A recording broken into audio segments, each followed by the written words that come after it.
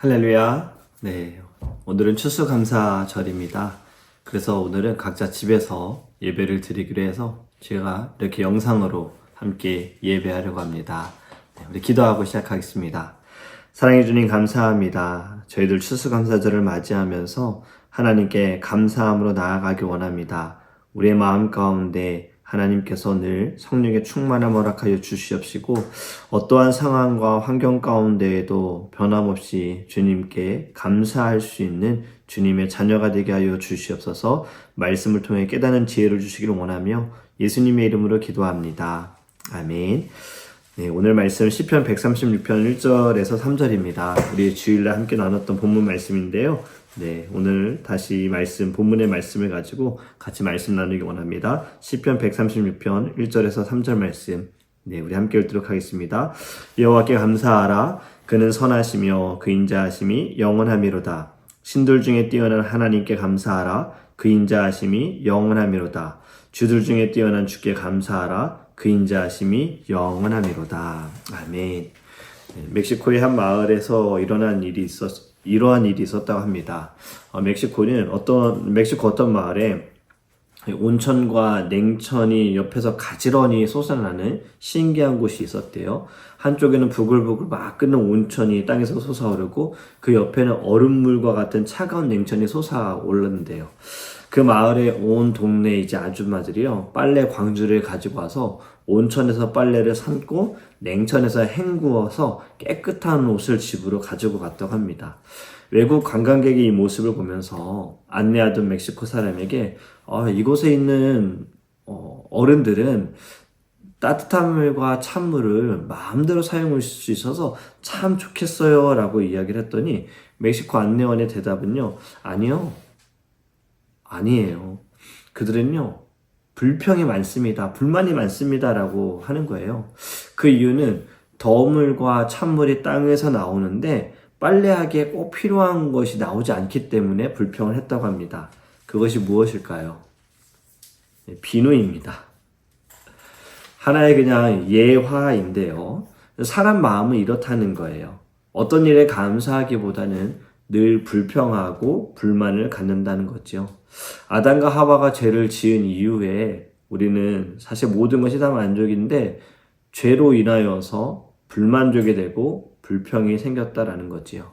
오늘은 추수감사절입니다. 한 해 동안 농사도 잘 되게 해주시고 건강하게 해주시고 우리 감사할 일들을 생각하면서 하나님께 정말 감사하는 오늘 하루가 되기를 원해서 오늘 말씀의 제목은요, 제일 먼저 하나님께 감사하라라는 말씀을 제목을 정해봤습니다. 여러분, 오늘 본문의 말씀, 주일날도 나눴었던 말씀이지만요, 오늘은요, 하나님께 감사하라, 주께 감사하라, 여호와께 감사하라, 지금 이 말씀이 반복이 되고 있는데요, 우리는 하나님께 늘 감사해야 합니다. 누가복음 12장에 보면요, 어리석은 부자의 비유가 나옵니다. 한 부자가 살고 있었는데 농사가 너무나도 잘 된 거예요. 부자는 신이 났어요.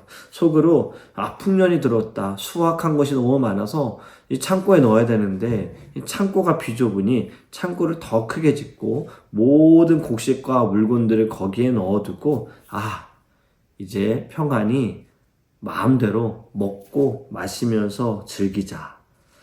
예수님은 이렇게 말씀하시죠. 어리석은 자여, 오늘 밤 네 영혼을 하나님께서 도로 찾아가시면 그 많은 물건과 곡식은 누구의 것이 되겠느냐?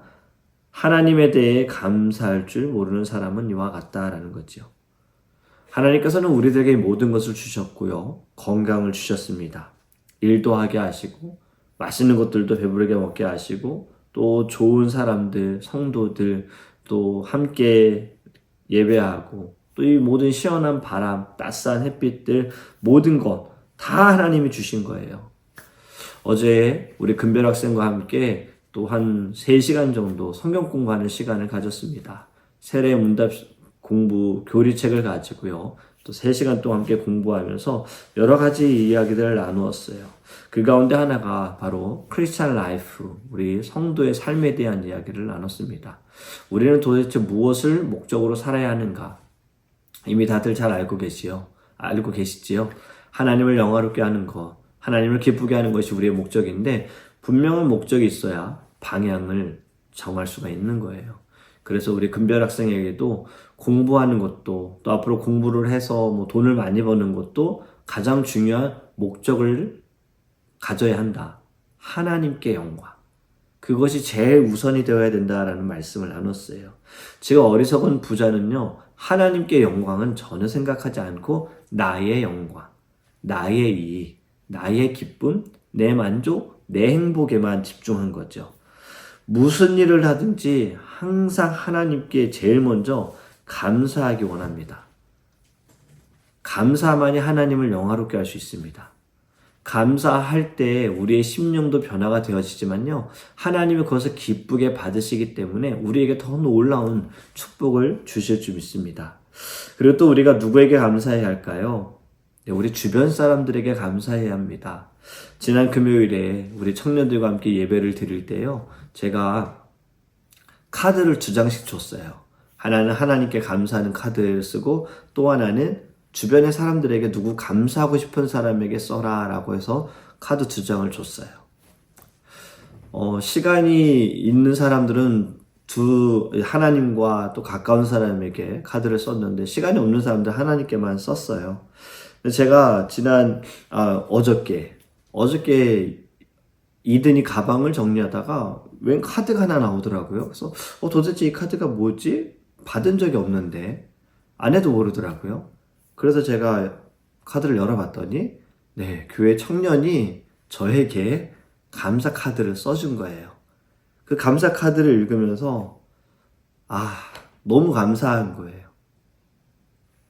저를 그래도 참 이렇게 사랑으로 봐주시고, 우리 청년들이 사랑으로 봐주고, 또 제가 안 되는 영어로 어떻게든 금요일날 말씀을 전하려고 하고 같이 리더 모임을 가지면서 저는 그 시간들이 제 안에 좀 약간의 불안함과 또 의심도 되어지는 거죠. 정말 이 시간들을 통해서 우리 청년들의 신앙이 성장할 수 있을까? 믿음이 자랄 수 있을까? 내가 영어를 좀 더 잘하면 너무 좋았겠는데, 이런 마음들이 솔직히 제 안에 그 자신감이 좀 떨어지는 부분이 있었어요. 그런데 청년의 그 카드 내용을 보면서 너무나도 감사했어요. 너무나도 기뻤어요. 그 청년의 그 고백이, 감사하다라는 그 고백이 또 저에게 굉장히 힘이 되더라고요. 여러분들도 주변에 가까운 사람, 정말 감사해야 하는 분들에게 이렇게 좀 표현하셨으면 좋겠습니다. 어쩌면 그분은 지금 마음이 좀 힘들 수도 있고 좀 어려울 수도 있는데요, 생각지도 못하게 그 감사의 고백을 들으면 하나님의 사랑과 하나님을 통해서 또 이 주변의 사람들, 성도들을 통해서, 가까운 사람들을 통해서 하나님이 은혜를 계속 베풀어 주시고 나를 붙들고 계시는구나 라는 것을 느낄 수가 있어요. 여러분, 우리는요 정말 당연하게 생각하는 사람들에게 감사해야 될 줄 믿습니다. 우리 또 금별학생 이야기를 하면은 공부하다가 또 내용 중에 십계명의 이야기가 나오고요, 네 부모를 공경하라 라는 내용이 나왔어요. 부모에게 순종을 해야 된다. 부모는 부모로서 부모의 역할을 자녀들에게 해야 되는 것과 또 자녀로서 부모에게 해야 되는 것에 대한 같이 말씀을 나누었는데요, 부모가 어떠한 자격이 되어지고 뭐가 뛰어날 때만 공경할 것이 아니라 다 상관없이 하나님 말씀하신 것은 부모님이기 때문에 순종하라 라는 이 말씀을 기억하면서 부모님께 감사해라 라는 이야기를 나눴어요. 여러분, 우리 주일날 말씀을 나눴던 것처럼요, 당연하다라는 이 생각 때문에 정말 잘해줘야 하는 사람에게 소홀할 때가 있고, 감사하다라고 표현을 해야 될 사람들에게 감사를 표현하지 못할 때가 있습니다. 우리는요, 오늘 이 추수감사절을 맞이하여서 이것이 기회라고 생각을 합니다. 여러분들 가까운 사람들에게, 여러분들을 위해 기도해주는 사람들에게, 사랑을 베풀어주는 사람들에게, 또는 우리 교회 성도님에게 카톡으로 고마웠어요. 네, 한 해 동안 함께 예배해서 너무 행복합니다. 우리 내년도 함께 예배합시다. 승리합시다.